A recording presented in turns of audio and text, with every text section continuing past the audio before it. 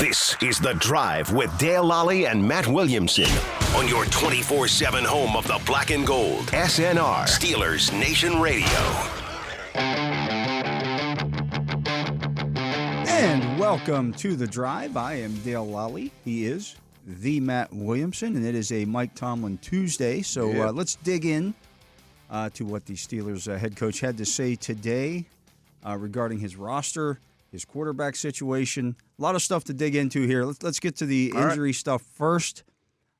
Two players who were injured in Sunday's win over the Chargers will definitely be out on next Sunday against the Indianapolis Colts. That would be cornerback Corey Trice, who was placed on IR today. Wow. Season ending or the short one? They didn't announce that. Okay. I don't know. Okay. And Alex Highsmith with his groin, that's looking like about a 2-week injury for Alex Highsmith, maybe 3 weeks to if they want to plan it on the safe side. So that means, but probably not 4, or he would be in the short one. Yeah, right. Nick Herbig, and I believe with Highsmith as well as on the other side. It's the other groin. He had the groin injury in training camp this year. I believe he injured the other groin this time around. Okay. So Nick Herbig will get his first career start on Sunday.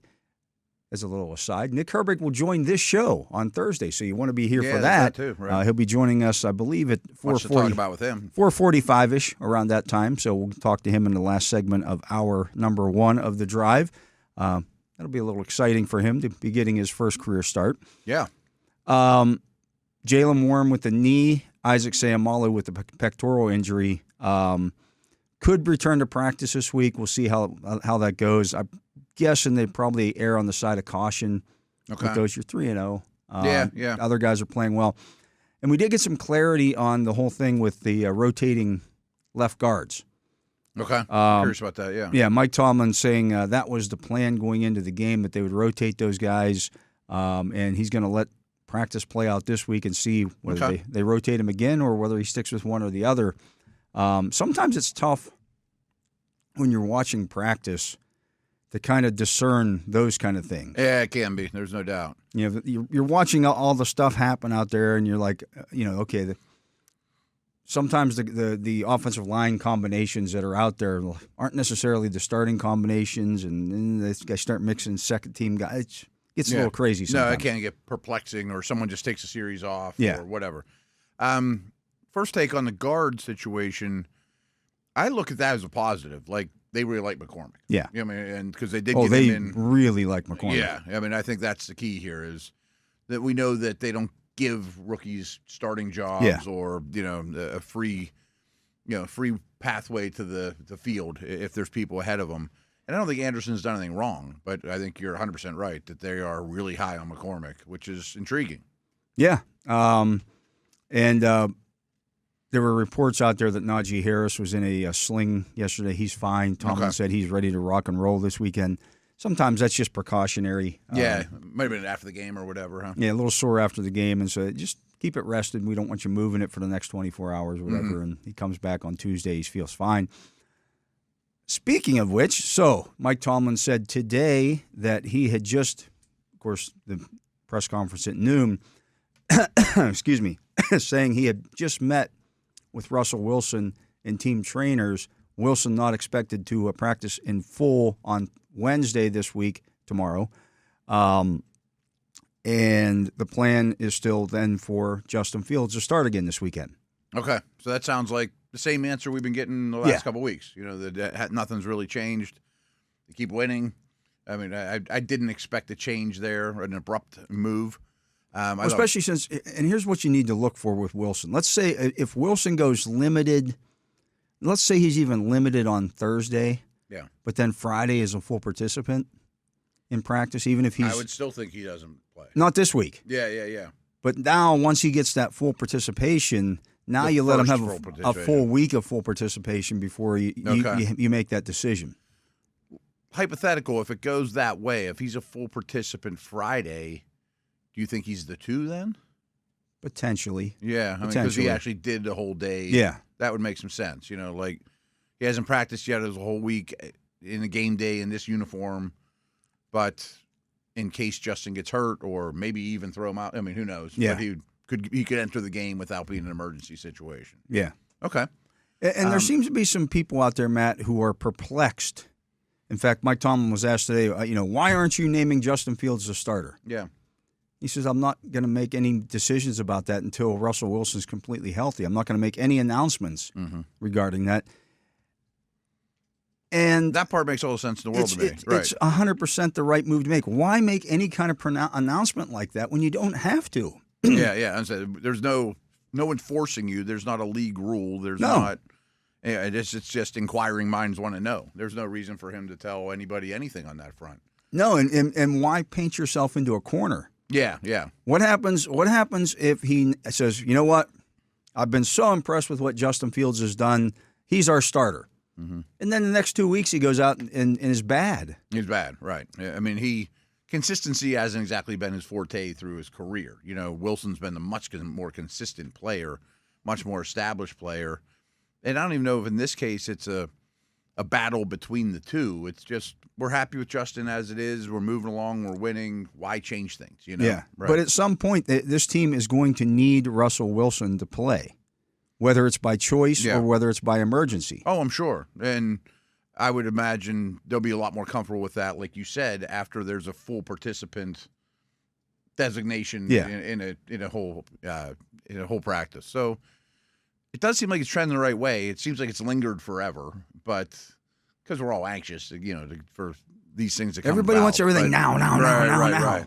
But there isn't a rush on this. There's not a deadline. There's not anything that has to be done, as you said. We haven't even played a quarter of the season yet. Right. We're still in the first quarter here, folks. Come on. There's a lot to be played here, right? And we all get ahead of ourselves, and they're going to the playoffs, and this team stinks, this team's great, but there's a lot to be played out. I want to get back to that Herbig injury real quick.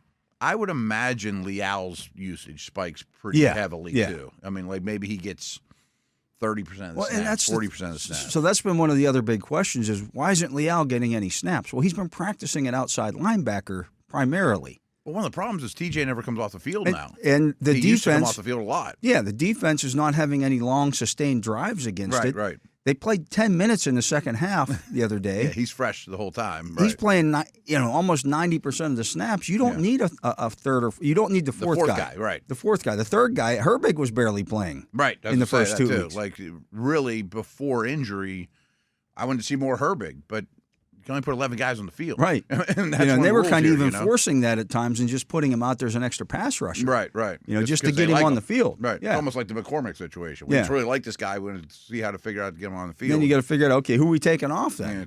Right. Exactly. But I would think Leal now as the 3 plays quite a bit. Yeah. And I would try to, I mentioned Watts playing a lot of snaps. He's played like 88% of the snaps, which is insanely high, especially for his track record. I don't think I want Herbig at that number while Highsmith's out, just because it's a little bit smaller. I mean, because I haven't seen it. Obvious rundowns, I probably want Leal out there. Probably. And that's not a knock on Herbig. That's just Leal's a much bigger man. And, he's a different beast. Yeah. Altogether. And this Indianapolis Colts offensive line is pretty good. I mean, I think it's a good line. It kind of reminds me a little of Atlanta's, where they have a great guard. It's a good unit overall. There's not a lot of star power. Better run blocking than protection. Pretty rugged, I mean, all in all. But not – their tackles aren't dancing bears, super fleet of foot, elite athletes. There's not a lot of super high picks on the line. It's not like Slater and Alt. Yeah. So I sat down and watched the Colts game against the Bears. Not an easy watch. I did notice this, though. 90% of their runs were out of straight shotgun. Okay. There were other times when they went pistol. Richardson's never under center. No, he's never under center, right. And the other thing is, oftentimes, and this may change against the Steelers, Taylor was on his left. Okay. They wanted to run to the right. Makes sense. Okay. So, it was the handoff as he's coming across, and they're running right. And then they could move the line. Either the line, it was like a stretch, a zone play, or they actually just had the guard pull Nelson pull guard, and follow him. When they went to power situations is when they ran behind Nelson. Okay, so there's that strong of tendencies then. I mean, at least there was in that game. Huh? maybe that's a Bears specific thing. It might have been. Maybe they just looked looked at the Bears, that side of the Bears line, and said, hey, we're going to run against these guys all day. Against their left side of the defense. Yeah. But if you're going to put Taylor in the backfield against the Steelers, I got to imagine he's going to be on the right side to help chip Watt. I see what you're saying, in protection. Yeah, I would think so. Their tight end usage is so weird, too, though. Yeah. I mean, it's 3 guys that are pretty close to equal snaps, so I would imagine they rotate them heavily in Watt's behalf. You know what I mean? It would be one way of doing it. Because Taylor, I'll find it, but you don't think of him as a receiving back, but he went out on routes in that game a really high percentage of the time. Well, they threw the ball more than I thought they would or should because the quarterback can't complete passes. Well, we need to get to that too. Yeah, and maybe we'll save that for the next segment. Yeah. But in fact, they commented on the game because I was watching the condensed feed, so they were talking about how the Colts feel like Taylor's untapped as a receiver. And then they threw him a ball and it clanked off his hands. And he's not known as a receiver. And he's not a natural receiver. And they didn't really put their money where their mouth is because in week 2 when they were losing, he was barely used at all. You know, he's played a ton of snaps this year except for week 2 when they were losing. You know, that he was not in the game. And I don't know if they play Sermon then? I think so. Okay. But he doesn't seem like receiving back to me either. No. I mean, when you said that, I'm like, they don't really have a jitterbug pass catcher. Yeah, they really type, don't. You know? Trey Sermon's the backup. Yeah. But when they drop back, 91% of the time, he went out on a route, Taylor, in this game. And I think that they're realizing, we'll get to it, to your point, their quarterback doesn't complete passes very well. And it's time to take as much off his plate as possible and give it to Taylor. You know, like you think they're kind of redundant because they're both big ball carriers, but Taylor, to me, is Nick Chubb-esque as a runner and needs to be the feature, and I think they figured that out. Good luck with that against the Steelers' defense. Oh, I know. This run defense, the average per carry against them is down to 3.5 yards per carry. I think only the Ravens are better. Yeah. And when you look at who the Steelers have faced compared to who the Ravens have faced. Right. The Ravens have faced the last 2 weeks the 2 worst running teams in the league. Mm-hmm. No, the Raiders are. And that's not Raven specific. The Cowboys can't run the ball, and the Raiders can't run the football. No, they are really, really poor. You know, and the Chargers were running like crazy when they came. They were averaging 197.5 rushing yards per game. Yeah. One of my guarantees was that they wouldn't get to 130, and they didn't even get half of that. They didn't get half of that, right? No, you're right. This will be a really stiff test for the Colts.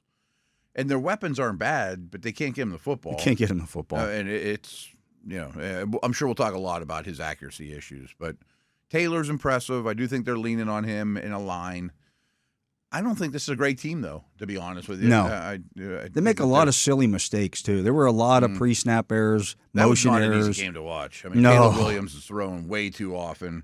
I remember when we previewed that game, I'm like, I want to bet against both these teams. And then you watch it, and I think they were the same. They're like, neither one really won to win. It was ugly. It wasn't pretty. Yeah. Now, looking at the team, I should say the defensive stats here against the run. Yeah. Particularly, and everything with the Steelers starts there. I just saw this on the NFL Next Gen Stats. Mm-hmm. Rushing yards over expected allowed. Okay. Now, mind you, this is through 3 games. Yeah. The Steelers are by far and away the best in the league. Minus 67 rushing yards under expected, basically. Yeah. So this is what it was blocked up for. This is what the guy actually got.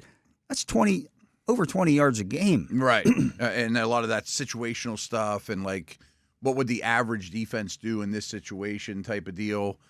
Over and under expected can be a little hairy to explain and understand, and I don't quote it often, but it's really good. I mean, and it leads me to Fields, actually. Like he is the 6th best completion percentage in the league, but his CPOE, completion percentage over expectation, is even better. You know, like he's doing really, really good stuff in that regard. You know, so it'll become more common. People will start hearing it more and have a better understanding about it, but it's, in a way, like completion percentage over expectation is really a better stat than completion percentage. You know, because if you're just you get more credit if you throw a 20-yard pass than a 1-yard pass. Right. You know, it's basically what it comes down to, you know. Yeah, it's the Steelers' run defense. I know, again, the Ravens lead the league in run defense right now. You're right. I didn't think about the two bad teams they played. If you look at all the advanced stats, I bet they're the not. Steelers blow them out of the water. Yeah. I was going to say, I was looking at EPA, and the Ravens weren't one. The Steelers are. Yeah, Steelers by a lot. And then you look at the rushing yards over expected per play allowed. It's minus 1.16 every time a team runs the football per snap. Yeah, per handoff. Yeah. Right. Yeah. They get an average of 1 yard less than what they should. That's a monster amount. Yeah. I mean, you know the difference, folks, between the difference of 5 yard average yards per carry versus 4 yards average yards per carry. It's night and day, and that's exactly what the Steelers are doing. And you face Bijan Robinson, and you face J.K. Dobbins, who came into that game leading the NFL in rushing. Both of which had good lines. Yeah. And Denver's line's not bad. No. Especially in the run game. No. Miners and those guys. So, yeah.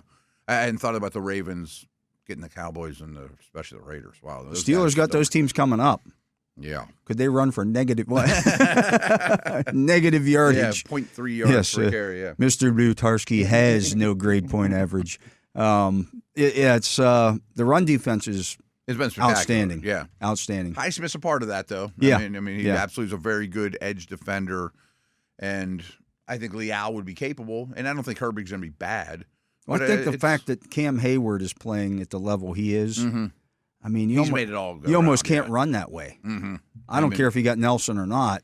I mean, Hayward has done pretty well against Nelson in his career. I did a night show with Wolf yesterday, and that's all you could talk about. I was like, hey, I wait to see Nelson and Hayward banging again, which I totally get. I mean, it's a heavyweight fight, and Hayward put him on his butt a couple times in the last meeting. Yeah, so we'll see how that works out. But let's get to a break. He is the Matt Williamson. I am Dale Lolley. You're listening to The Drive here on the Steelers Audio Network. Matt and I will be back with more right after this. This is The Drive with Dale Lolley and Matt Williamson on your 24/7 home of the black and gold. SNR, Steelers Nation Radio. And we are back. I am Dale Lolley. He is the Matt Williamson. And Matt, we were talking about Anthony Richardson before the break. Mm-hmm. He's the only quarterback in the league, the only starter in the league. Yeah. Completing less than 50% of his passes. He's at 49.3% completion percentage. Now, he is averaging 8 yards per attempt because basically he's hit one long throw each game. Yes. So he's got that going for him, which is nice. Along those lines, his average depth of target is the highest in the league. I mean, so they throw deep. Yeah, because that's all he can do. He chucks it, you know, and sometimes especially week one. Everything the same speed. Yes, absolutely. And in week one, everyone's raving about him because he made some obscene deep throws, that are just all power and strength and ability and wow. But you're right. I mean, he throws the ball too hard. He can't. For one thing, he's one of these guys who's shooting a layup. In basketball, and the ball hits off the backboard so hard, it lands out at the foul line. Yeah, just like sometimes they just gank. Hits right the bottom of the rim and hits him in the face. It's amazing. So I mean, here's some of the numbers to really get it. He's only thrown 157 passes in the his NFL, career. Yeah, the whole league, whole time. 84 as a rookie. 73 so far this year. And he's never going to be a high-volume passer. We know that. His yards per attempt is 6th. His average depth of target is 1. I mean, so when he connects, he hurts you, Yeah. Doesn't connect very much. His time to throw. He's a battleship quarterback. Oh, he's playing battleship. Ching, right. Oh, yes, miss. And they're ugly, I mean, his time to throw is the 6th highest. Yeah. As you imagine, I mean, athletic guys often are. But last week was the quickest of his career, which was they were trying to at least get it out of his hands for easy layups, but he's ganking them in there, and they can't go back to the foul line, like you said.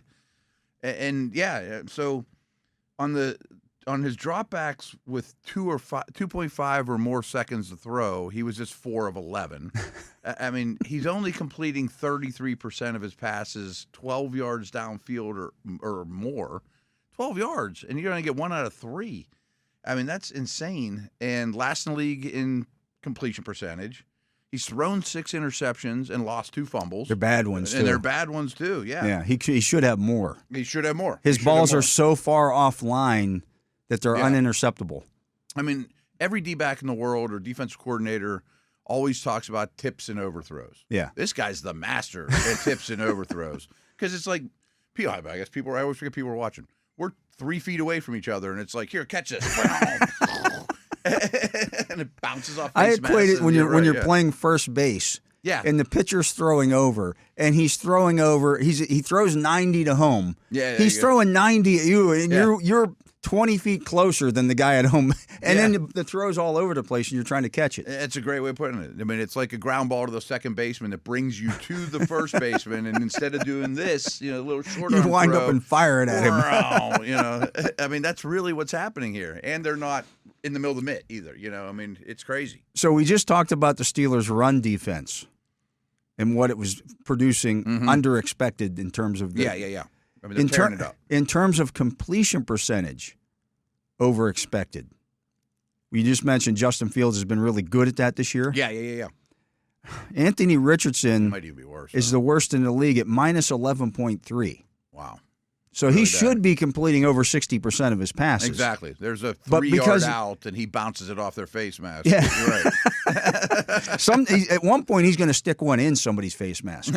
It's to that point. Yeah. I mean, because he has a massive arm. I mean, arm strength is off the charts. But the other thing that I noticed is oftentimes he drops down sidearm, and the ball just sails on him. I don't understand if I'm the quarterback coach out there, Anthony, stop dropping down sidearm, because every time you do, the ball takes off on you. He needs extensive off seasons with true quarterback coaches, gurus that break down every biomechanic and all that stuff, because it's everywhere. And I get that sometimes, Matt, and we've talked about this, running quarterback, that happens with running quarterbacks, that when they throw badly, it looks really bad because oftentimes they're on the move and they don't get their feet set. Yeah. Lamar had a lot of that early on. But even when he's in the pocket, right, that's the case. Yeah, he's not a placement thrower or a touch thrower whatsoever. No. It really reminds me of watching Joe Milton at the Senior Bowl this year. I could see that. And Joe Milton was, look at that. He just threw the ball 85 yards in the air. Yeah. Well, okay. That's wonderful. That's wonderful. That's fantastic. Not a lot of people on the planet can do that. Yeah. But it's also low on the list of quarterback traits you need to succeed in this league. Yeah. So the thing for me this week, running him a ton. No, he didn't run at all in that game. That's the thing. There was like one maybe designed run. Yeah. I mean, you can kind of live with that if he's the best rushing quarterback in the league. I mean, but it's almost like they're telling him, hey, we don't want to have to go to Flacco because we would have to completely blow the offense up. Yeah. I think he has an unbelievably long leash. I mean, Flacco came in and comeback player of the year and all that. But that's a weird backup. They would completely have to destroy their entire offensive playbook. Right. I never understood the signing. Are they going to have Flacco go from shotgun the entire game? Right. No. Right. He's going to get under center. Right. They might be better off if Flacco were the quarterback. In a way, I mean, Michael Pittman would say thanks. Well, absolutely. I mean, you can see the frustration growing with him. There was one his throw. Numbers are horrendous. Yeah, there was a throw to the sideline. I think it was to Downs. Yeah. Where he's wide open. Yeah. Out to the left, and he airmailed it. Richardson throws it 10 feet over his head. Mm-hmm. And you see Downs just look back at and what was that? Mm-hmm. Like, I'm wide open. Right. And to your point, and I mentioned Lamar, because I remember I did this study after Lamar's rookie year when he was, a part-time player, and then he takes it over and yada yada, and came to the conclusion that he's not as bad accuracy-wise as you think, because of the reasons you said, because some of his misses ends up in the seats, or not even close. They look bad. They look real bad, but they still count as an incompletion nonetheless. Richardson isn't in that mold. No, he misses. Right. Yeah, he misses, and he misses a lot, and he misses the layups. That's the one that's really, when you're throwing the ball 5 feet from the line of scrimmage, and you're overthrowing. Yeah, right. The guy, a lot. Or you're throwing it so hard he can't catch it. And by all accounts, he's a hard worker, and his teammates like him, and all that stuff. But you're going to see a lot of palms in the air, like you talked about with his receivers. It's hard enough to get open in this league. And Pittman knows he can. Yeah. And he's had a good career, except for when this guy's thrown to, Yeah. If I'm the Steelers, it's going to be really, you mentioned Taylor. He's what scares me. He's what scares you. Yeah. The only other way that this offense can consistently beat you, and I say consistently, is if Richardson hits a couple of these bombs deep. I know. So you almost have to keep Minkah Fitzpatrick back in the deep middle. Right. and say to the rest of the other 10 guys, you guys got to stop the run. Like Minka, we can't have Minka coming down into the box every time because they're going to take some shots down the field. Even along those lines, like this is not a heavy cover 2 team, and you don't have to be with Minka necessarily, and you want that other guy close to the line. But I might play more soft zones, and if he can death by 1,000 paper cuts you down the field, so be it, because he isn't. That's just not who he is. He's never shown that. No. Right? It's just not going to beat you that way. Right. The only way that they can consistently do it that way is if they're running the football consistently. Right. And as we just mentioned in the previous segment, I don't think anybody's going to run the ball consistently against this defense. Right. This will probably be the Steelers' toughest test. I mean, I do think on paper, I know Dobbins' numbers were crazy, but I think Taylor's the better player. Yeah. I think their line's more accomplished. Obviously, their quarterback is a threat. I mean, this will be the Steelers' toughest test, run defense-wise, but they've been awesome. Awesome. Yeah. So it's going to be an interesting chess match. He has only been sacked 4 times, despite holding the ball. His time to throw is 2.97 seconds, so he's still holding the football. Thing is, they don't run any plays. Yeah, well, there's that too. He's also a big guy back there. He is a big guy. Well, he can shrug people off. Yeah. I mean, he's hard to tackle. Hard to get on the ground. There's just no doubt about that. I forget where it is, but I mean, it just shows how few plays they run because their time of possession is unbelievably He's bad. got 84 dropbacks in 3 games, and just looking at that in terms of overall dropbacks in the league, that is he's got to be low. The only guys who have less than that going into this week are Tua, who's hurt, missed a game. He doesn't count. Bryce Young, who got benched. He doesn't count. He start the 3rd game. Derek Carr, we know they weren't throwing the football. Yeah, they were up by 1 million in a couple of those games. And Justin Herbert, who got hurt and missed. Right. Yeah. So really, he's last. I mean, Carr's last, but he's right there. Reason. Yeah. So again, I might even mention this yesterday. I mean, Steelers are second in time of possession. Not only the Colts last, but they're 3 minutes dreadfully worse last, yeah. than the 31st team. Was it 24 minutes a game or something like that? 24 minutes a game is Atlanta. They're at 21. Oh. 21 minutes a game. Yeah. I mean, it's hard to get sacked a lot whenever you're not on the field. You know, right. So it's unbelievable. But again, that's because they are so reliant on the big play. Right. That's like even when the offense is doing well, it's because he threw a bomb, and it's usually to the kid from Cincinnati. Pierce. Alec Pierce. Downs was out the first 2 games. Yeah. When he came back, Mitchell got benched. He got the boot. He got thrown to the 4th. I thought it might be Pierce, but Pierce is the long linear. He's got 3 catches of 40-plus yards this year. Yeah. Like to your point, like some of those wow throws we were talking about in week 1 were to him. Yeah. And therefore you didn't need many plays or time of possession. Right. So that's out there. I mean, Pierce is a former volleyball player that was a really good athlete. He'll go up and get it. Yeah. Straight line, though. I mean, he's running deep route zone. Oh, he's just run and goes, yeah. I mean, he's tall and has great vertical and a long speed guy. Downs is kind of interesting, though, because they haven't had the move the chain slot machine. I don't think it matters with but this I'm guy. saying you need Brady and Welker. The Brady part's important in terms of distribution and accuracy. You got to be able to make the layups. Right. And Pittman's just out there frustrated, to say the least. And I assume he'll get a lot of Porter, too, which I don't think Pittman's numbers all of a sudden are going to spike. No.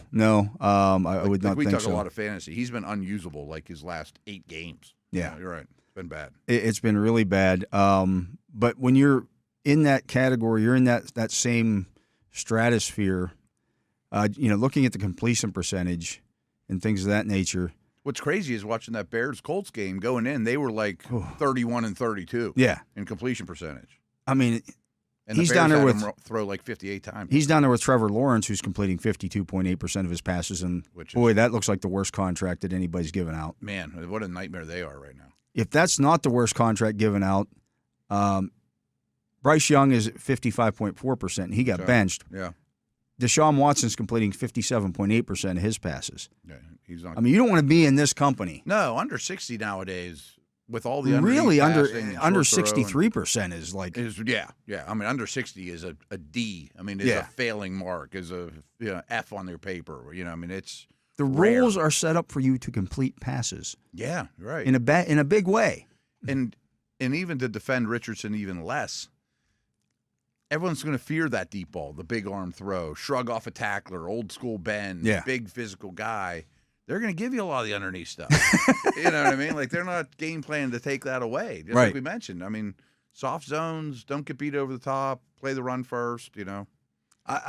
I've not been a Richardson fan the entire – like, I was not high on him in the draft last year. Haven't been high on him. And I feel like he's been a creation of the fantasy football crowd. That he's good in fantasy. Well, he's questionable lately in fantasy, but he's much better in fantasy than he is in the real world.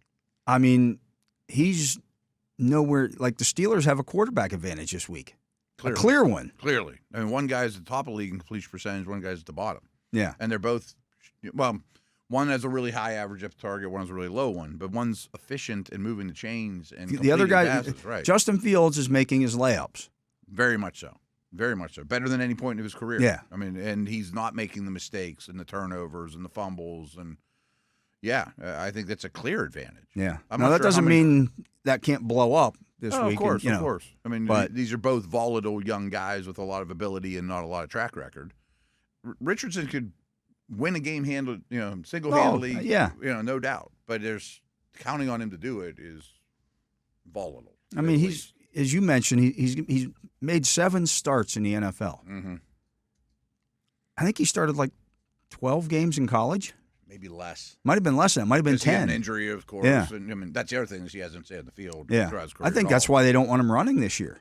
I'm thinking that too. You know, does that come from ownership? Like, we at least need to know if we can win with this guy or not. I can't have 15 design runs. He doesn't know how to protect himself. No. He's a big guy, but he's a really good runner. Yeah. I mean, it's when they're down by the goal line, you got to be afraid of it all the time. But they're not designing much for him. No, and you don't want that to break out and happen this week.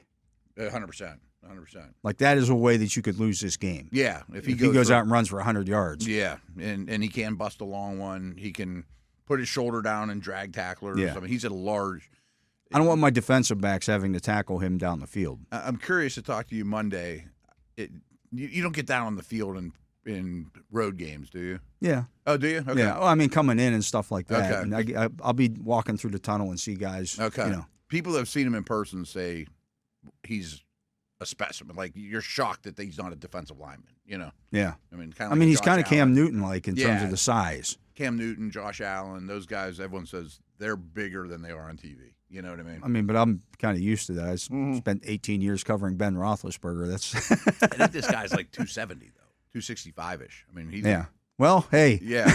There were times. Ben there were times. 220. Yeah, that's true. Good point. I know the listed weight was like 240. You're right. I'll take the over a fair amount of the snaps he took. Yeah, good point. The beard, it carried a lot of weight at times. Sure. Look, he was carrying the face, right? Yeah, Jerome was 230 too, right? Something like that. He was always listed at 250. Okay. I'll take the over on that. Yeah, there were a lot of times when that was the case. Yeah. Yeah. So point taken, right. Richardson, I get it. I mean, there's a certain amount of, boy, if he hits a couple of long ones on you, you're in trouble. If he breaks out and runs the ball on you. But if he plays the way that he's played the first 3 weeks and doesn't run, it's hard for them to win. It's hard for them to win unless they're playing somebody who's making equal mistakes as Caleb Williams did last week. Caleb Williams I see all this stuff out there. I'm going to play against both those. Caleb Williams threw all this yardage last week. It was all garbage. It was all garbage, and they have one of the worst running games in the league. Oh. I don't know why they signed DeAndre Swift. He's bad. Their center's Their terrible. offensive line is awful. Line's really, really bad. And they having him throw 58 times, I think it was, or something crazy, which is not smart. Doesn't mean he had a good game. Doesn't mean it was a good game. He was awful in that game. It'd be like having Richardson throw 58 times. Yeah. And again, the Colts won, but it was not that impressive. No, it really wasn't. As you said to start this off, that was a tough watch. It's a tough watch. It really is. It's like, what's going on here? I mean, I'm sure coaches are pulling their hair out. I designed this for you, and you can't even complete it. But, I mean, we have seen some. There have been more upsets already in this season in the NFL that you just look at it and go, how did that happen? Yeah, there was a lot this past weekend. I mean, quite a few. And right or wrong, Richardson would have been a 5th-round pick 15 years ago. Yeah. You know what I mean? I mean, that's the modern age is you want those athletes, and some of them, like Allen, have hit. But, man, it's a crapshoot. It really is. I mean, most of the time, guys don't get more accurate at Right. the NFL level. That is a most rule of the thumb. time. Right. Like you Getting could better, talk about Justin Fields and say, well, his accuracy his first couple seasons was a problem. Yeah. But when you watched him at Ohio State, he was a good thrower. He was extremely accurate. Yeah. Lamar Jackson was extremely accurate at Louisville. Yeah, they ran a pro-style offense that did old-school drop-back stuff. Yeah. Right. Allen wasn't, and now he is. I mean, he's one of the rare ones. Absolutely. Let's get to another break. He is the Matt Williamson. I am Dale Lolley. You're listening to The Drive here on Steelers Audio Network. And, of course, you can listen to The Drive 5 days a week from 4 to 6 p.m. You can also, right here on, where you're listening now on whatever format you're doing that. Or you can watch it on YouTube, but you can also download the Steelers mobile app and listen to the show that way. Super easy, folks. Download it right to your phone. So that's always nice. But we're going to get to a break. He is Matt Williamson. I'm Dale Lolley. We'll be back with more right after this. And welcome back. I'm Dale Lolley. He is the Matt Williamson. And Matt, one of the reasons why I think the Steelers might want to slow play things with Russell Wilson is that in the next 2 weeks, this week against the Colts, next week against the Cowboys, they faced the NFL's two worst run defenses. They sure do. The Colts giving up 179 rushing yards per game, 15 runs. Mind you, we've only played 3 weeks. Yeah. 15 runs of 10 or more yards. Wow. 5 per game. The Cowboys have given up 17 runs of 10 or more plays. Wow. I mean, they're explosives, too. It's not like they are getting pushed off the line of scrimmage and running through huge holes, but the back seven isn't making up. They're not making plays either. No, 100%. You look at these Colts linebackers. They run around and they're fast and the safeties are active, but they have to be. They have to be, but I mean, I don't even think that they're all that athletic is where I was going with it at linebacker and safety, and they try hard. They just don't make much of an impact. This is why the tackle is not an official NFL statistic, and it means nothing to me. Yeah. When guys, this guy had 160 tackles last year. He must be good. That doesn't mean he's good. That just means he's the middle linebacker on a bad defense. With nobody protecting him, he's getting the ball run right at him. Yep. How many of those tackles are 10 yards down the field? Frankly, I don't know it would matter if it was the league's best run defense. The Steelers might not change their approach on offense either way. I mean, but these next 2 weeks, they're going to get a lot of carries. I absolutely believe that. Unless somehow Dallas, I don't think Indy could get up to like a 20-point lead. I mean, I don't think Indy's capable of that. Yeah, Dallas could do that with its offense. They could get hot and land ripping you up or whatever, but I don't think Indy You can't afford, and this is something Tomlin mentioned today because our colleague Tim Benz asked him about, do you want to see more big plays early in the game? Because Tomlin mentioned something about we need to get going quicker earlier. Yeah. And Tomlin said, no, I don't want to see us go 3 and out the first 2 series like we did in this game. Because then you start losing the field position battle. Yeah. He said, I want to see us convert. It'd be a slippery slope. I want to see us convert some first downs early in the game. And if you're going to try to win that battle of attrition, especially against a team like the Chargers, you can't go 3 and out, 3 and out, 3 and out. Because as we saw, after the second 3 and out the Steelers had, they get a punt, and it was a good punt by Corliss Waitman, but they were so deep in their own territory that you still they end up giving the ball up at the 40, and then they go down and score. You can't do that against these teams because you do that against Dallas. You give Dallas a short field, Dallas is going to score. Yeah. Oh, yeah. I mean, Prescott's a professional quarterback, and he's going to move the football. And, you're 100% right. Real quick on the Colts run defense, the game you need to watch is 2 weeks ago against Green Bay. I mean, Green Bay just ran it down their throat. That was the first game with Willis. No love. I mean, they're a favorite going into Green Bay, and they got embarrassed. I mean, it was just like, we're running it again. We're running it again. Josh Jacobs got 30 carries. 30 carries. For 150 yards. And last week, and he is very much like Najee Harris. They're like identical runners. Yeah. That's a good point. I mean, in terms of style and how they're going to be used and workhorse ability. But the Bears don't run on anybody either. You mentioned the Raiders and Cowboys having the worst run games in the league. Chicago's probably in that neighborhood, too. Yeah. They don't move anybody. Their backs aren't particularly good. They're starting to go to Roschon Johnson. So they just don't run, period. But most teams, I think, would have gouged the Colts last week. Yeah, and there were holes. I mean, if if they play run defense like they did against Chicago, they'll be in for a really long day against Steelers. So, looking at the league tackle leaders, as I mentioned, this is why this Franklin near the top. Nick Cross, their safety, leads the league in tackles with 39. Which isn't what you want. It's not what you want. No. E.J. Speed, one of their linebackers, is third with 34.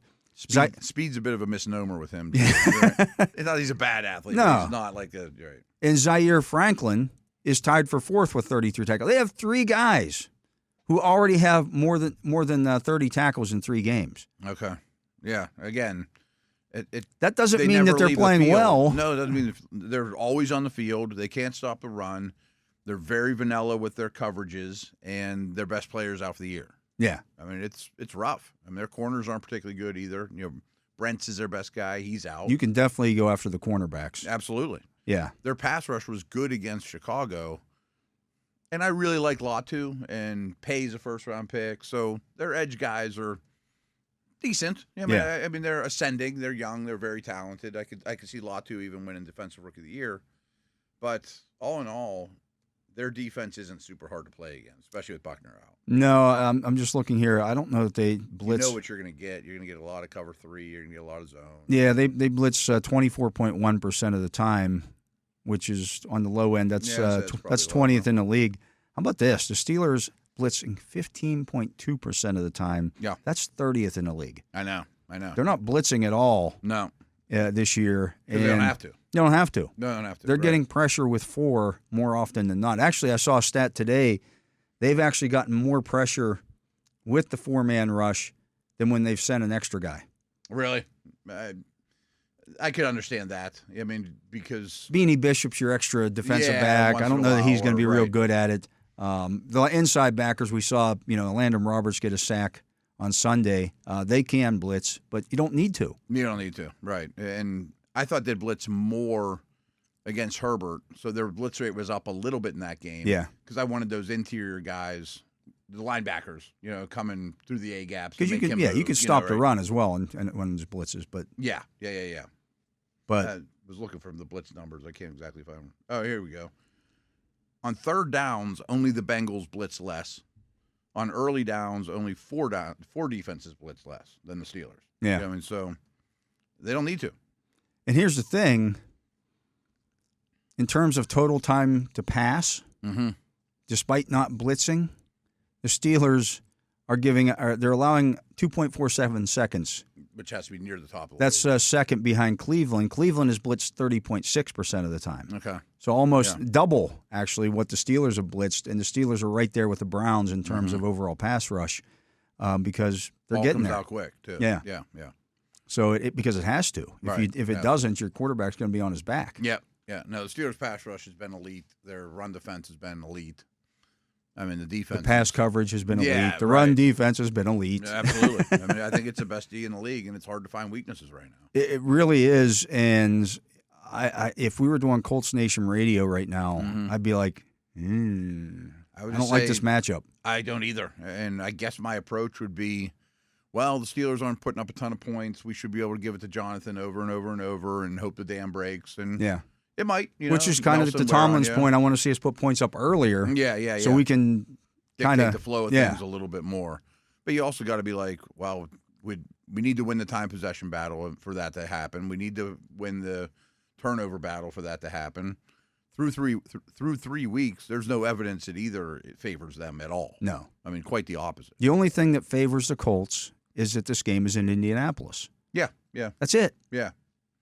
I mean, I don't know what they're like on special teams. I'm sure there's some more advantages here and there, but Nelson usually has a big advantage over the guy across from him. Not really this game. No. I mean, I'm straining. I mean, Taylor's good. Taylor's real good. I don't know how the Colts. I think they're a heavy 11 personnel team. Yeah, but I think they will be with Downs, especially. Yeah. And they have been. Mitchell did that role. So do you attack that with a nickel, or do you play your base against it? Because I assume they'll play nickel against 3 receivers. But I want Keanu Benton over top of their center. Yeah. Again, their tight end usage is weird, and none of them are real scary either. Yeah. Their backs aren't good pass catchers. so the ball's usually going to one of three guys. Yeah. And Pierce, they're almost a little too predictable with their receivers too. I mean, Pierce runs. He's going. You go along. Yeah. Right. You're the Coke bottle. You run a hook. Yeah. Pittman was the workhorse, do it all X, but they're not using him well or getting him the football. I mean, that's more of a quarterback thing. And Downs is a pure slot. Yeah. And so Downs didn't play in 2 receiver packages last week. It was his first game back. So when they had 2 guys on the field, it was Pierce and Pittman. Yeah. And Mitchell, who I think is really talented, got phased out. So it's okay. I mean, it's just if Pittman and Porter, if he washes him out, and Pittman's numbers have been so bad lately that I don't think you need an elite corner to not have him, produce. He has less than 5 receptions and less than 36 yards in every game this year. Ew. And he hasn't scored or had 50 receiving yards in 5 straight games going back to last year. He only has 88 yards this year. Wow. I mean, he's a good player. I'm sitting here thinking. They gave him money. They gave him $23 million a year, and everybody said, what a bargain that is. Not now, it isn't. Right. I'm like, I'll give you a draft pick for Pittman. Put him opposite Pickens if you're not going to use him. Yeah, absolutely. Let's get to another break. That's going to do it for hour number 1 of the drive here on the Steelers Audio Network. Matt and I will be back with hour number 2 right after this.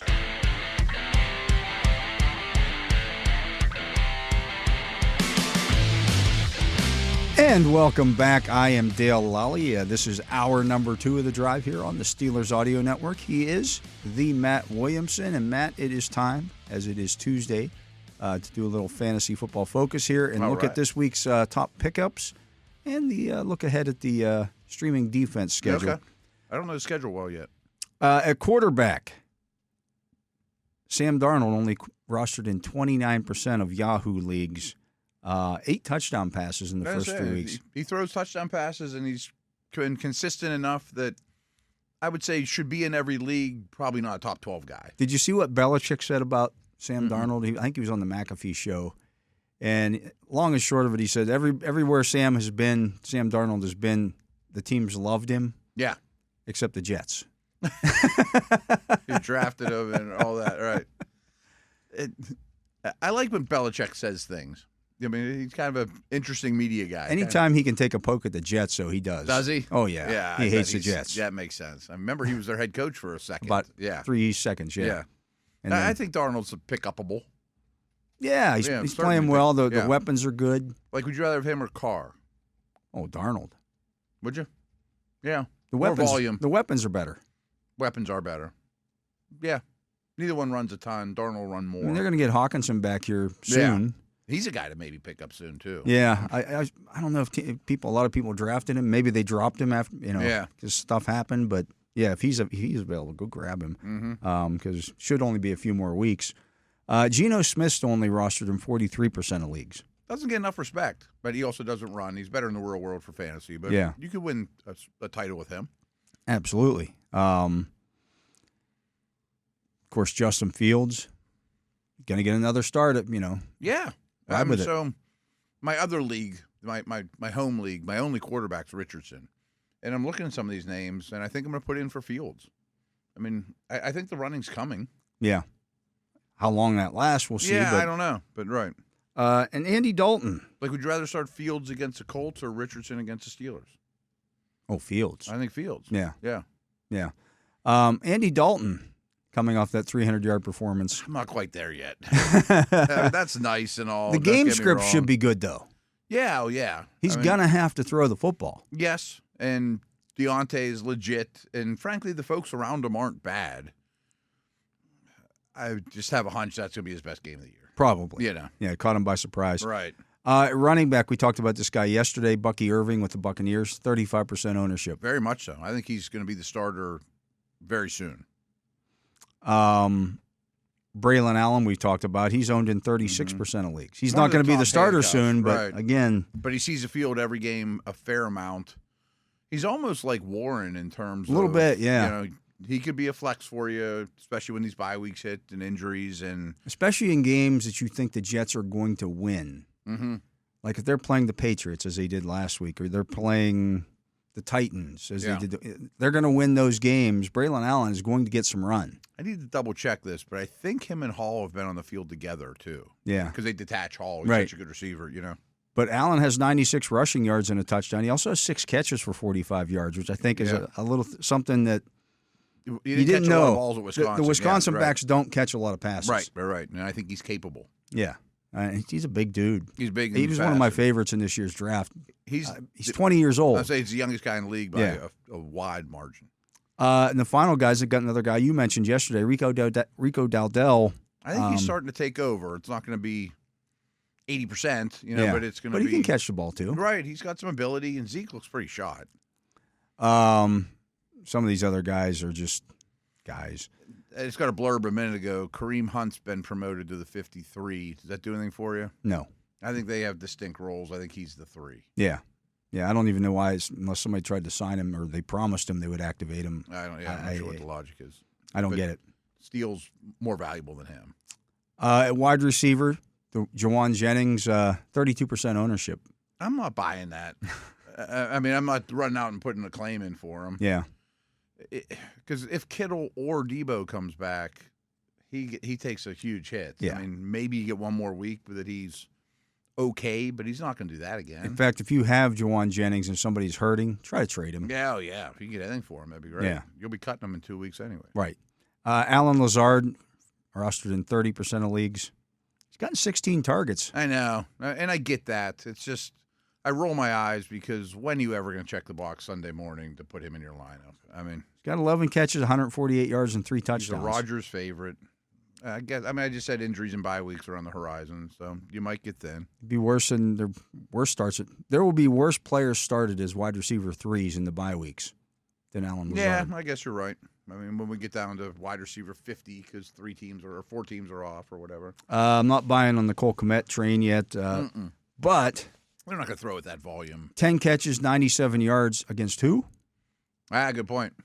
The Colts. Pat Freiermuth Cole Kmet was open anytime the Bears needed a first down. Yeah, we mentioned safeties and linebackers aren't very impressive in this group.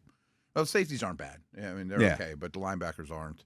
No, I can see Freiermuth. And they play a lot of zone. You just sit down in the zone. Yeah, you know what you're getting. So, this could be a big Pat Freiermuth week. We mentioned Darnell Mooney. He should be in leagues for sure. Yeah, they like him. And it wasn't that long ago that he was good with the Bears, too. Yeah. Quentin Johnston, he only got targeted twice in that game for the Chargers. But his touchdown was fluky, but he also doesn't get Porter every week. And I just wonder if he's going to have Herbert. Yeah, that's the big thing. Yeah, and tackles.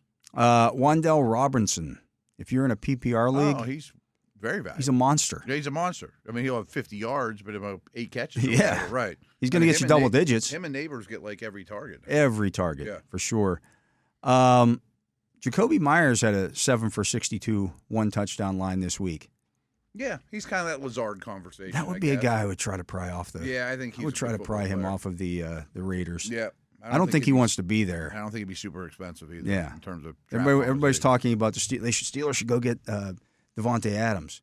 No, I'm going for the other guy because he's a lot cheaper. Mm-hmm. I'm not going to have to give up a second-round pick and more to get Jacoby Myers. He's probably a 2-year starter for you or something like that at this point. Yeah. And George Pickens is my one. Mm-hmm. I don't need a one.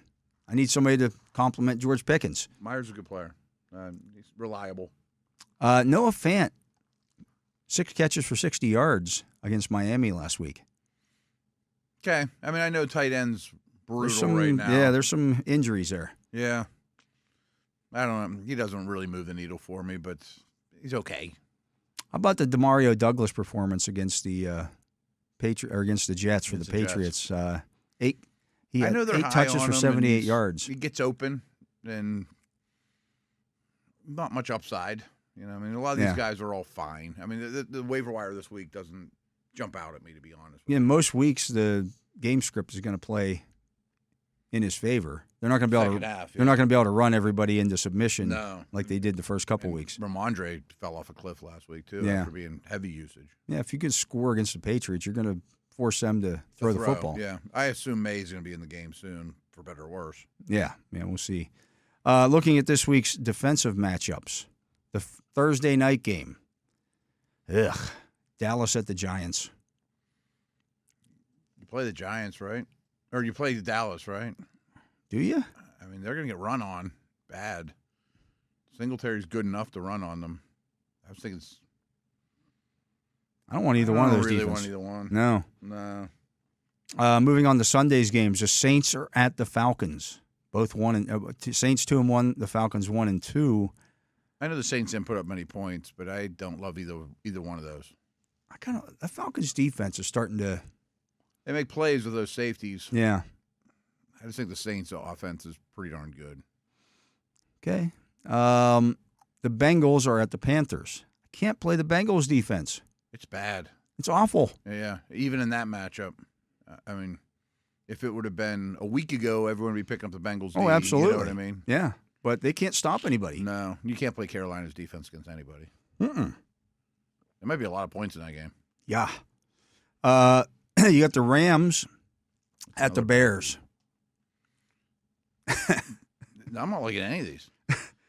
Bears D's probably in your league, and it's okay, but it's not a great matchup. Not a great matchup.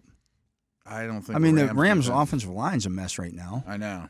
I mean, Bears D is. I don't think I'd drop them to pick up any of these other ones we talked about. Not so far. And I'm not picking up the Rams and streaming them against the Bears. The Vikings have played good defense thus far. They're at the Packers. I know. I don't love that. Packers D hasn't been bad either. Yeah. I think Love's back. I don't love that matchup. No. I mean, Vikings are definitely in leagues now. I mean, and they're going to blitz like crazy. And you know, I'd drop them, but I'm not going run out picking up either one of those. Here's a good one finally. The Jaguars are at the Texans. Texans are great. Yeah, the Texans are a great matchup. Yeah. Jags are a nightmare. Ooh, they're bad. I'm not all across the board, everything. Yeah, and their defense was horrendous last time. Yeah. I mean, I think there was 5 straight drives they scored. Yeah. Or a touchdown. And just in the first half. Yeah, right. And their secondary's all banged up. The Steelers are at the Colts. Well, Steelers are probably in your league, I would assume. Yeah. I'm not starting. And that's a high on the list start. I'm not starting the Colts defense. I'm not starting the Colts. I mean, they probably won't give up 30. It won't be a high-scoring game, but they're going to be on the field the entire game. Yeah. I mean, it's not going to be a good defensive day, I don't think, for them. The Broncos are at the Jets. I kind of like the Jets are in your league. Yeah, Jets are in your league, and you're thrilled about it for this. But I love the fact that the Broncos just played in Tampa. Yeah. Flying back to Denver. I don't know if they're staying on the East Coast or not, but either way, now you have to go to – yeah. Any interest in the Broncos, D? Not against Rodgers. They blitz like Rodgers. crazy, and they rush the passer. Not against Rodgers. He'll get the ball out. Yeah, I would imagine. Surtain will be on Wilson.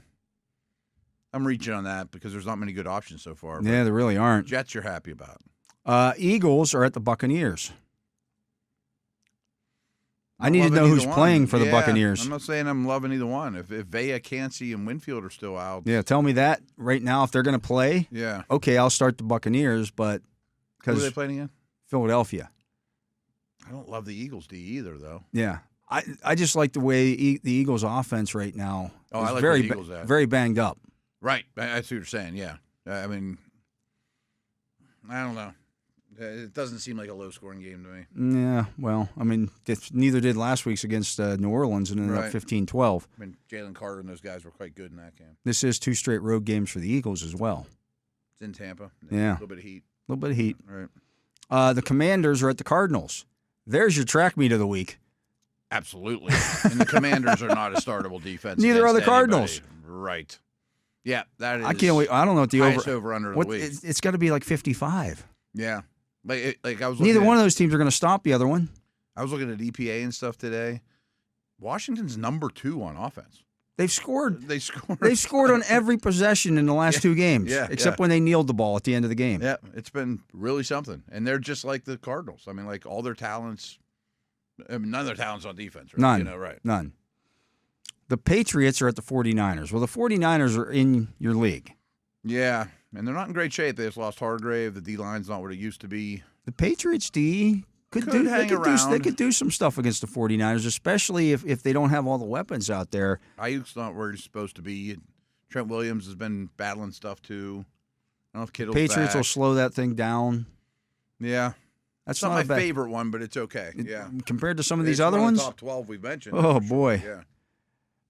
The Chiefs are at the Chargers. The Chargers would be a defense you'd normally try to start, maybe. Chiefs they are played a home well. run to me. The Chiefs you're going to play for sure.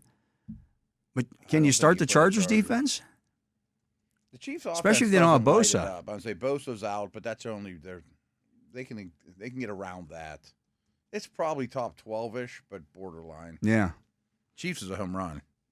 The Browns are at the Raiders. Browns are a yes. Do you start the Raiders defense against the Browns? Not based off of last week, but it's been a pretty good defense. They got some pass rushers, and Cleveland just allowed 8 sacks last week to the Giants. Crosby might have 5. They're at home, right? It's at Vegas. I think I'd start the Raiders are one of the better starts on here. I mean, the Browns' offense, I think, was last in EPA today. Yeah. I mean, it's that bad. Yeah, they're a good enough defense that you take advantage They'll get of that sacks. offense. Yeah. And Deshaun will probably throw one to the other team. I'm guessing there's a turnover, too, yeah. That's a good one. Two of the best defenses, the Bills are at the Ravens. Ooh, it's also one of the best offenses. Yeah. Buffalo. So is the Ravens offenses, Right. They're running the ball. I don't love either one. I don't love that matchup. Right. I mean, if you owned one of those two, would you drop them for the Raiders? Probably not, but I guess you'd rather hold on to them and live with it for a week, yeah. Boy, there's some bad matchups. It's not great for defenses at all. And then we have 2 Monday night games again this week. And again, the same thing. Titans are at the Dolphins. Titans at the start of the week. Yeah. Yeah, that's a great one. Miami's not bad. Oh, that defense is bad, though. I know. There's not. I just trust Levis to help that defense a lot. Well, that's the thing. You know, now you're looking. That's what you almost have to look at this week. Are the quarterbacks who are going to be on the field? Right. Like who's going to throw one to the other team? That's why or do something stupid. Tennessee's a must start. Yeah. I mean, I imagine the Dolphins start. I think Huntley's going to start. That's what I was just going to say. I imagine Huntley starts for the Dolphins this week. He doesn't do much. That doesn't change. He throws sideways. It all right, yeah. And then the final game of the weekend, the Seahawks are at the Lions. No and no. I don't want to start them. How about the Lions, D? Oh. I think Seattle can come back to earth a little. Yeah, I guess I would start the Lions defense. Right. But if you have them, Hutchinson gets sacks, and it's not a bad defense, that's for sure. No on Seattle, though. Yeah, I don't know if Brian Branch plays this week, though. Oh, I didn't know he got a massive collision and had to be helped from the field last week. Okay. I think was it with McBride? Yes. They both went out of the game. Could miss this game, too. Yeah. I guess if I had the Lions, I'm not dropping them. Yeah. I don't love starting the Seahawks defense. I don't think we'll own them in DFS. Like, there's just not much there. No. I mean, the 49ers defense might be the start of the week, but who are they going to have? Just a hunch. I don't know what the DFS prices are, but Tennessee's the one that stands out to me that probably won't be crazy expensive. The Steelers defense might be one of the better starts of the week. Yes. I mean, for whatever reason, DFS doesn't seem to have them. Yeah, I don't get that. The most expensive defenses, which I don't understand. I don't get that at all. Change. Yeah, I think it might start to change, although it's a road game, so maybe it doesn't shift that far. But if they should definitely be top 5. Yeah. And if they're not, I think they're an immediate plug-and-play DFS pick. Absolutely. Well, we'll get to that later in the week when we do those. But, man, if you're streaming these defenses, yuck. Yeah, it's not a good streaming week. Absolutely. Let's get to a break. That's going to do it for the Fantasy Football Focus. There's your look at the week ahead here. He is Matt Williamson. I am Dale Lolley. You're listening to The Drive here on the Steelers Audio Network. Matt and I will be back with more. It's Power Ranking Day. Oh, nice. Right after this. Welcome back. I'm Dale Lolley. He is the Matt Williamson, and this is The Drive on the Steelers Audio Network. And, of course, we're here every day from 4 to 6 p.m., Monday through Friday. You can listen to it wherever you're listening to us now. Yeah. You can like us and listen to us every day. Spread the word. Spread the word. Or you can download the Steelers mobile app. The show will download to your phone every day. You can just do it that way as well. And also, of course, watch us on YouTube, which we also appreciate. Taking the YouTube world by storm. Absolutely. And also taking the world by storm have been the Pittsburgh Steelers. And we'll see where they come in at this week's Power Rankings on NFL.com. These done by Eric Edholm on NFL.com. And we have a new. I say, is Carolina still last for you? They are not. Well, they're not on here. Who do they have last? Tennessee. Ooh, I think Tennessee beats the Panthers. They've been bad. The way Will Levis is playing? I mean, they definitely have the quarterback disadvantage. Yeah. Better defense. better defense, but Will Levis stinks. He's really bad, yeah. I mean, I didn't like him coming out of school either. He's got exactly 8 turnovers in 3 games. Like, that's just bad. And he misses a lot of layups, too. And his he's not Richardson that way. His turnovers are mind-boggling. Yeah. Yeah. Like, what were you even... How do you explain yourself in the film room the next day after that? What were you trying to accomplish there? Yeah. I don't know. Oh, it's bad. Yeah. We've said this for 6 months, that Rudolph's the better player. He will be... They didn't draft Will Levis. The coaching staff that's there now did not draft Will Levis. They have nothing tied to Will Levis. Yeah. We were just joking off the air. I don't know why we were talking about Tennessee. Oh, we're talking about quarterback stuff and Rudolph, blah, blah. Like, he's nothing like Burrow in terms of, what the Bengals offense needs to be. Yeah. Right. Total opposite. Total opposite. Mason Rudolph is going to be starting there sooner rather than later. Yeah. At 30, we got to have him 32, though. At 31 are the Carolina Panthers. Okay. Yeah, they can't go far. Their defense but is still they did win. Horrible. They won and won big. Yeah. At 30, down 7 spots, the Jacksonville Jaguars. Wow. That was an awful performance last night. That's an 8-game losing streak going back to last year. Trevor Lawrence is completing 52% of his passes. I saw somebody put out the graphic on the someone tweeted me about on X Twitter yeah. yesterday. Trevor Lawrence, his career numbers next to those of Daniel Jones, and they're nearly identical. They're almost dead even. Yeah. And one of them's considered the savior, and the other guy's considered the worst quarterback in the league. Yeah, it's getting bad, and I think that Jag seat is as hot as any for first guy to go during the season.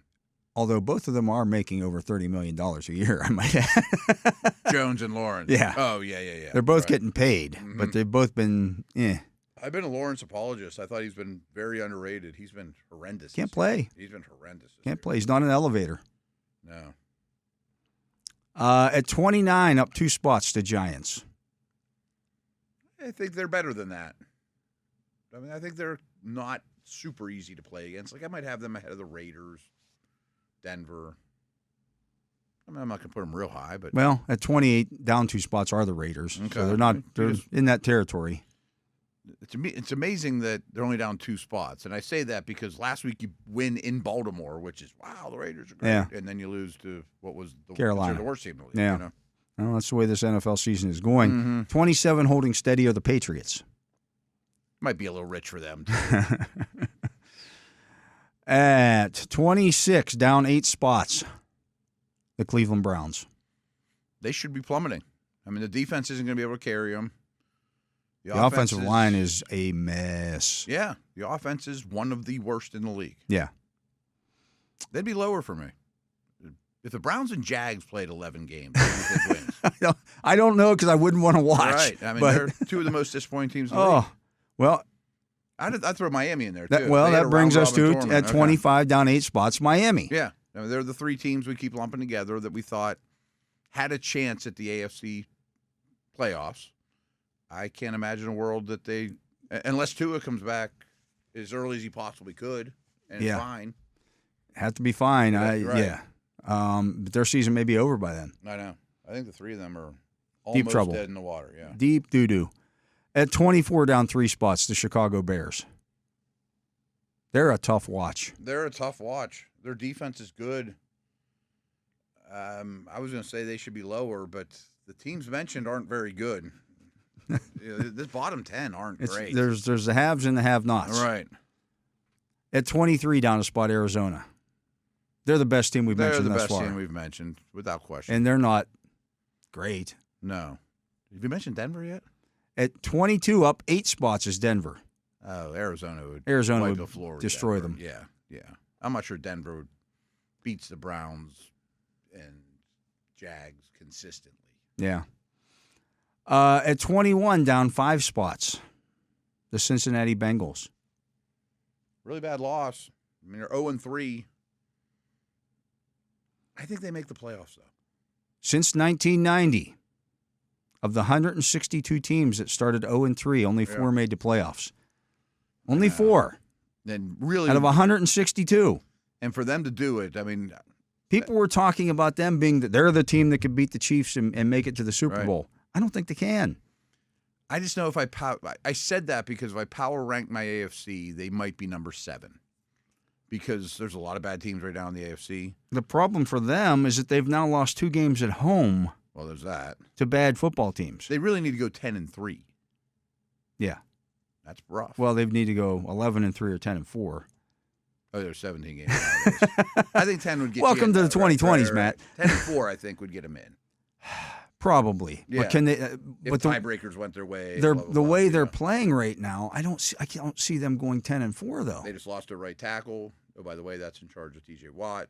I mean, at least they drafted Mims. But the defense is bad. The problem, right? It's awful. Again, like I keep citing EPA, their offense is like 5th or 6th.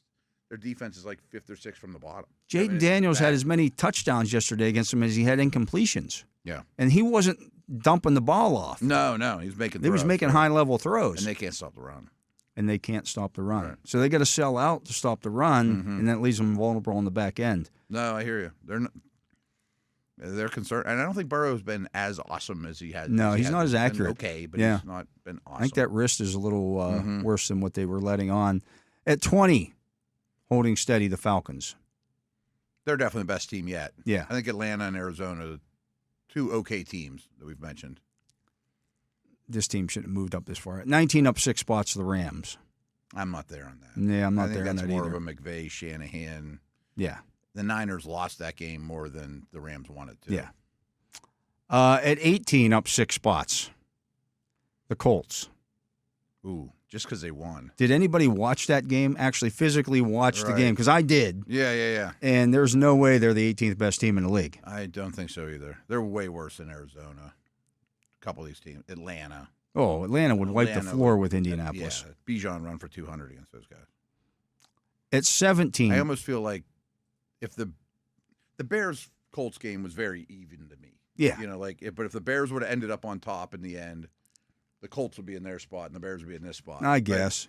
But that doesn't make it right. No, it's certainly. They're really equal teams. Atlanta is a better team than both of those. Oh, yeah. At 17, down 6 spots, Dallas. I guess. I mean, I think there's a respect factor there. Other than Parsons and Lawrence, though, the defense is a problem. It's a problem. I mean, they cannot stop the run. Can't stop the run. Their linebackers are very light. People think guys like Bland are really good players. They're not. No. I mean, they're not as talented. Oh, look at the interceptions. He has a bunch of interceptions. Well, because people throw at him. Yeah, and Parsons doesn't rush passer because he's playing the run all the time. Yeah. They haven't rushed for 100 yards in a game yet this season. And their O-line is some rookies, and yeah. They're putting everything on Dak Prescott's plate, and they don't have receivers other than CeeDee Lamb. When you said that, I kind of thought, that might be too high. Is Atlanta better than Dallas? Maybe. Yeah. I think Atlanta would give them all kinds of problems. Oh, they'd hate playing the Falcons, right? Yeah.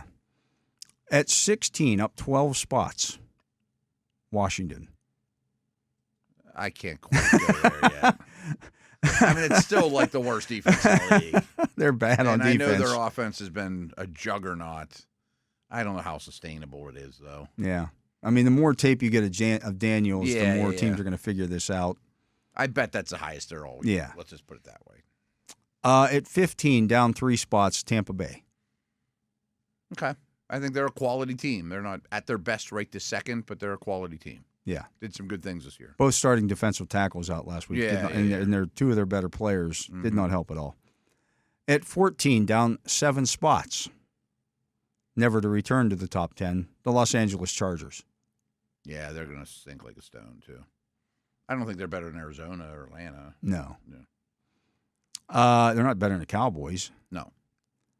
At 13, holding steady, the Jets. I'm fine with that. Might even have they'd be number 1 of anyone we've talked about.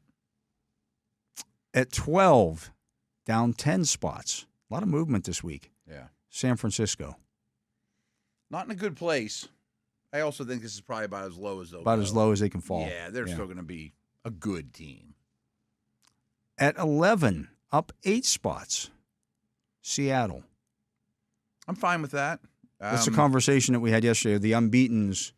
Of the Vikes, Steelers, Seattle, they should be last. Seattle's last. Yeah. Because they haven't beaten anybody. Really beaten anybody. Right. Yeah. At 10, down 2 spots, New Orleans. I would probably have the Saints over the Seahawks. Yeah, probably. Is San Francisco favored in New Orleans, though, right now? Probably. On a neutral field, Oh, they yeah. are. Yeah, they'd be favored. Yeah. Trying to get. They're the Niners. My problem with when they talk about would this team be favored or that team be favored, you're trying to get money on both sides of it. Yeah, of course they'd be favored. Vegas is going to try to play to Yeah, everyone's going to bet the Niners, right? At 9, up 5 spots, the Steelers. I'd probably have them higher. I probably would too. Mm-hmm. I can understand the Ravens being ahead of them in the division. I can understand it. But I bet I'd have them a couple spots. I don't agree with it right now. I'm kind of torn on that. I just know that the last 8 times that they've played head-to-head, Yeah. the Steelers have won 7 of them. Right. The Steelers are Lamar Jackson kryptonite. I know. I know that right now the Ravens are not going to sweep the Steelers this year. Right. But there's a much better there's a much better chance that happens the other way around.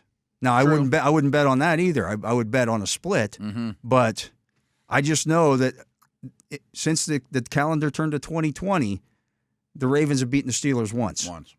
I do think they're figuring things out. They're figuring out Mark Andrews. But I think they're in a lot better spot than they were. The pass defense is still the worst in the league. Yeah.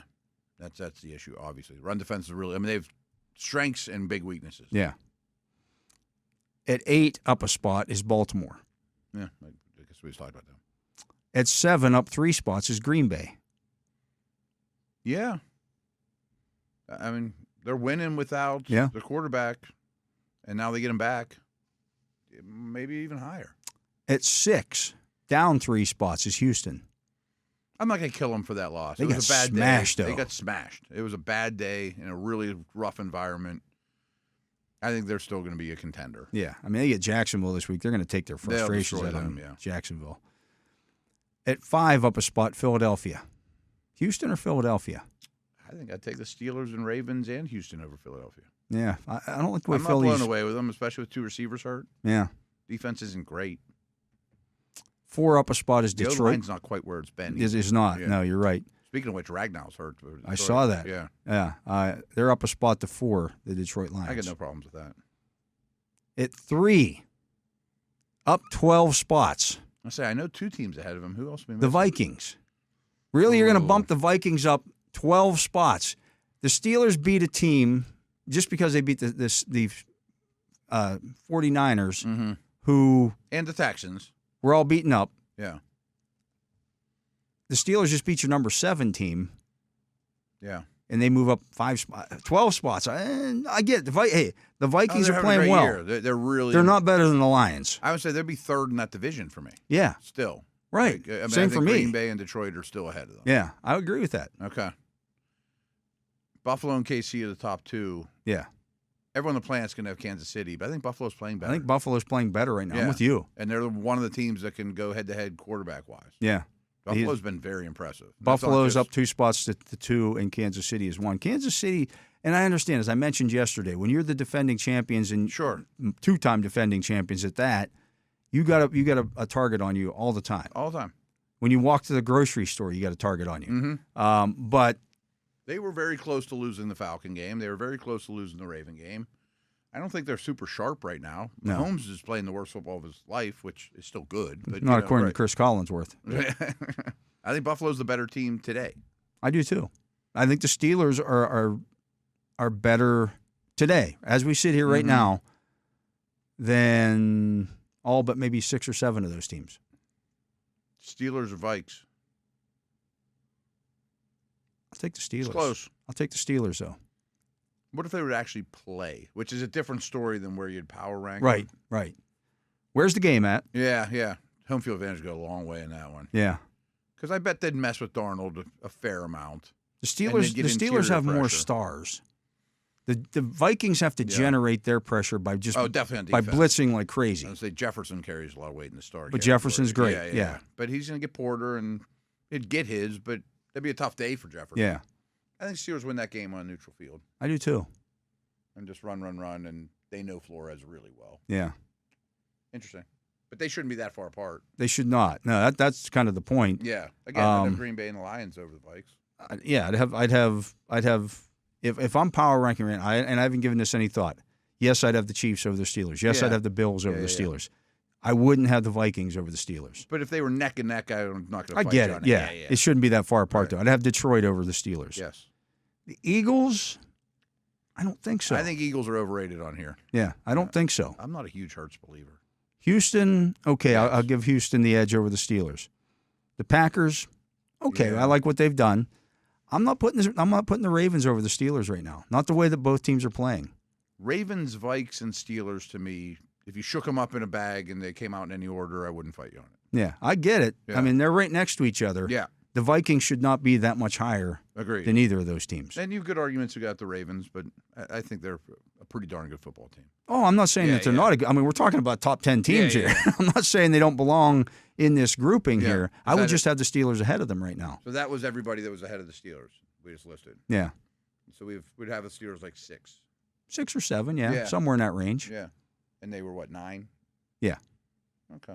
So I just think they started so low. I just don't understand how Minnesota – well, I understand how Minnesota gets a 12-point jump. Yeah. But I think there were some teams that he was way too high on, the Chargers being one of them. The Chargers being one, yeah. Who else was he too high on? The Browns were another one Bears that he was too high.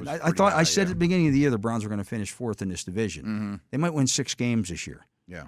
Cincinnati's undefeated or doesn't have a win yet, and I was wrong about them. Right, but they're still going to finish ahead of the Browns. Yeah, yeah, absolutely. Yeah. But anyways, that's Eric Edholm's power rankings. Good conversation. Yeah. For Week 4, as we head into Week 4, I should say. Hard to believe it's already Week 4 in the NFL. Roll along. It's just 2 days from now, Week 4 will begin. We'll begin. Yeah. It just goes, man. It just goes and goes. But we're going to get to a break. He is the Matt Williamson. I'm Dale Lolley. You're listening to The Drive here on the Steelers Audio Network. Matt and I will be back to finish up the show. My lips aren't working today. Back to finish up the show right after this. And we are back. I'm Dale Lolley. He is the Matt Williamson. And Matt, let's take a look around the league here before we finish up the show. And there's some injuries, some major injuries out there right now. Starting in Atlanta, who placed center Drew Dahlman on injured reserve. He's a good player. He's not a well-known name. We talked about this a lot when we previewed the Falcons.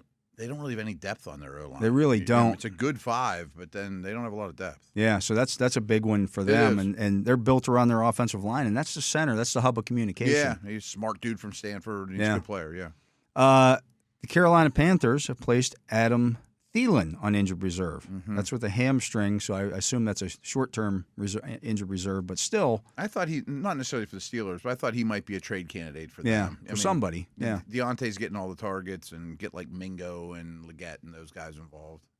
You mentioned the Bengals losing Trent Brown. That's been a torn patellar tendon in his right knee. He's going to undergo season-ending surgery. I wonder if that's career-ending. It might be 380 pounds or whatever. I mean, yeah, you can't really work out with the patella tendon. No. Is he going to be 450 pounds by the time that? And he's an older guy. I say he's been around. He's had a lot of injuries. Yeah. He's older. He's huge. Right. So now they're going to be forced to start Amarius Mims, who coming into this had 8 career college starts. Yeah, and I didn't all the talent in the world, but that was the big thing that turned me off on him as a prospect for the Steelers was the 8 college. He was not going to be a guy you could plug and play. Well, now they got to plug and play him. Mm-hmm. And they said this last night. They brought him in as a 6th offensive lineman to get him his feet wet, and that was his first play in the NFL. Yeah, and it was like 10 2 plays later. Yeah, it's like all right, now you're starter. You got your feet wet. And you're in. It was literally like right after they said that, boom. Yeah, and some of these offensive, like Trent Brown, that injury, he wasn't doing anything crazy on that play. No, I think he's just so top heavy. He's just too big. Yeah, I mean it's hard to stay on the field for 17 games when you're that. And he's size. Been a guy over the course of his career that's been injured a lot. He's a rest every Wednesday guy for the last 5 years. But now T.J. Watt gets Mims twice. Good luck with that. Yeah, we'll see how that goes. The Detroit Lions have signed wide receiver Tim Patrick to their active roster. Okay, I don't know what's going on with why the need is to do that. He's not a bad player. Maybe somebody tried to sign him. Yeah, maybe that would make sense. Maybe the Carolina Panthers said, "Hey, we want to sign him," and they said, "We're not going to let that happen." They did have 2 guys go on injured reserve. That was why they had the spot opened up. Marcus Davenport. Oh, right. And Derek Barnes. Okay, those are guys contributors. They play. Yeah. That's not a small deal. Defensive lineman and a linebacker off of that defense that you don't like to see that. For the Colts, no big moves here, but they placed quarterback Jason Bean on the practice squad injury list. Huh? They signed defensive end Derek Rivers to the practice squad and defensive tackle Josiah Bronson to the practice squad. So they're going after big guys because they know they can't stop the run. I imagine, yeah. And they released cornerback Kelvin Joseph from the practice squad. Okay. But He's I been don't around think a they have little any new D-line injuries. No. I think they're just looking for run stuffers. Yeah. Coming out of that game last night for Jacksonville, Gabe Davis considered day-to-day with a shoulder injury. Okay. He hasn't done a whole lot there, but... Tight end Evan Ingram's status for Week 4 is in question due to his hamstring injury, given the Jaguars enter this on a short week. Oh, because they played Monday night. They played Monday night. I was thinking the Thursday game? Okay, right. Right tackle Anton Harrison is considered day-to-day, again, per Doug Peterson. And then linebacker Foye Oluokun with a foot injury is considered week to week, which is never good. That means he's not playing this week. He's not playing this week. I mean, I think he was ruled out pretty quickly last night when he got hurt. Yeah. So they came out of that. Not only did they lose that game badly, they got banged up. Their secondary's all banged up. Their best corner, Campbell's out. They're in trouble. Really, Oluokun's a second-level guy that's all over the field. Yeah. He's a good player. As you mentioned, the Kansas City Chiefs, they waived Keontae Ingram and activated or brought up Kareem Hunt off the practice squad. Okay. Interesting, though, because he doesn't play special teams. At all. Right. So we'll see. I don't think that's earth-shattering news, though. The Raiders have played safety Marcus Epps on injured reserve. They signed cornerback Sam Webb to the active roster. Okay, I think Epps is a starter. Epps is a starter, yeah. So, okay. Couple of moves by the Chargers. They signed wide receiver Jalen Reagor to the practice squad. Boy, he's getting well-traveled now at this point. Right. And linebacker Blake Lynch. All right. The Dolphins, as you mentioned, it could be Snoop Huntley this week for them at quarterback because Skylar Thompson considered day-to-day with a rib injury. According to Mike McDaniel, the next 48 hours will determine his availability for Week 4. So does that imply Skylar Thompson's the starter? Kind of does. I thought. I mean, Huntley's only been there for 2 weeks. I know. So he doesn't fit the system at all. At all. Right. Not He's at not all. A quick processor. Yeah. Type. Right. Yeah. Surprise, surprise. Teron Armstead in concussion protocol. Yeah. I mean, the way that they built their offensive line makes no sense to me at all. As is cornerback Kendall Fuller. So they came at it with two guys in concussion protocol. That'll be something worth keeping an eye on. Bad shape, too. Really bad shape. This is a big one. New Orleans Saints center Eric McCoy. Yeah. Groin injury is required. It's going to require surgery. He'll be out 6 to 8 weeks. Yeah, and he was missed badly. He's the leader of a suspect offensive line. Early in this season, he had been the number, at least according to Pro Football Focus, the number one center in the league early in the season. Oh, really? Okay. He's a good player. The Saints were moving the ball like crazy. Yeah. But that's a huge loss. For the Giants, who, of course, play on Thursday night, they had a walkthrough today. Darius Slayton with the thumb injury was limited. Dexter Lawrence with a foot was limited. Adoree Jackson with a calf did not participate. Cornerback Andrew Phillips with a calf did not participate. Lawrence is the big one. Yeah, but two cornerbacks. I mean, Phillips might have been the replacement for Jackson. Yeah, if he can't go. I mean, I liked him coming out of school. He's a rookie. Yeah. So we'll see how that goes. For the Eagles, wide receiver Britton Covey has been placed on injured reserve. He was the guy that kept catching all the passes. Yeah. Like, if you were watching that game for fantasy purposes, you're like, who the hell is this guy? Right. They kind of need him. I mean, that's their third, I would say, major wide receiver. He had like six or seven catches in that game. Yeah. I mean, and Goddard went crazy. Yeah. So we'll see how that goes. I mentioned the Steelers made some roster moves today. They signed offensive tackle Calvin Anderson to their active roster, and James Pierre was brought up to their active roster as well. I wonder if somebody tried to put a claim on him. The Trice injury does open up that spot for him. But Trice went on IR, right? Yeah, Corey Trice went to IR. I don't know anything about the tackle. He's been around for a while. He started, I think, 14 or 15 games in the league. So they need a swing tackle is something they need. Yeah, Cook will be eligible to come off of IR next week. Okay. After this game, so maybe this is a 1 week thing. Just in case injury, I mean, you're thrown in the mix here. Absolutely. The Seattle Seahawks released safety Marquise Blair, and the Tampa Bay Buccaneers, I believe this is the last thing, signed long snapper Zach Triner to their active roster. You don't often have a practice squad long snapper, but apparently they did, and they placed long snapper Evan Deckers on injured reserve. I said, did their guy get hurt? Okay. Yeah, so that makes sense. Interesting. I'm shocked they have one on the practice squad. Yeah, I don't know why you'd have that, but they did. What's he do all day? He must. Maybe they had him in camp, and they thought he was too good to. I guess allow to go elsewhere. Yeah, turned out good. Well for them. What's he do at practice all day though? Not much. Judging from what I've seen from other long snappers, not a lot. Yeah. Not a lot. You're the backup to that guy, right? You're the backup long snapper. Yeah. Wow. Not anymore. Not anymore. Matt, that's going to do it for the show today. Okie dokie. So for my partner, Matt Williamson, for Brian LaMartina here on site, keeping us on the air. And why did I just forget your name? It's been that kind of day for me, Tyler. Tyler Vittmeyer here, keeping us on the video. I'm Dale Lolley. We appreciate you for watching and listening to this edition of The Drive on the Steelers Audio Network. We bleed black and gold. This is the Pittsburgh Steelers Audio Network.